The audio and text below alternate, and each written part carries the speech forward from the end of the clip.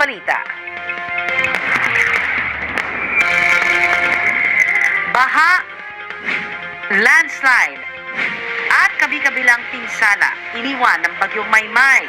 Libo-libong pamilya apektado. Lagay ng panahon ngayong weekend, alamin. Big-time oil price rollback na mumuro sa susunod na linggo ayon sa Department of Energy. Ilang kabaong na may mga mensahe kontra China nakita sa iba't ibang lugar sa Metro Manila.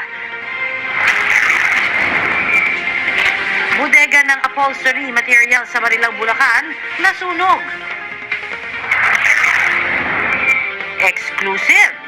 4 sa 18 nagpakilalang dating tauhan ni Saldico, binawi ang aligasyong naghatid sila ng male-maletang pera kina Pangulong Bongbong Marcos at Leyte Representative Martin Romualdez.